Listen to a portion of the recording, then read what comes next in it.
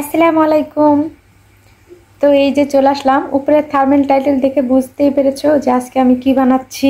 তো আজকে আমি হলো চটপটি বানাচ্ছি। এখানে ডালটা আমি বেটে নিয়েছি, বুটের ডাল। এই তো আলু সেদ্ধ করে নিয়েছি। এই তো আমি ফুচকাটাকে ভেজে নিচ্ছি, অল্প অল্প করে ভেজে নিচ্ছি যাতে বেশি করে ভালোভাবে ফুলে এবং সুন্দর হয়। এজন্য আমি অল্প অল্প করে রেখেন দিয়ে তেলের মধ্যে নিয়ে ভেজে নিচ্ছি। এই যে পুরা ফুচকা আমি কমপ্লিট করে ফেলছি। এখানে আলুটা আমি ভর্তা করে নিয়েছি, প্রচুর ঝাল দিয়েছি।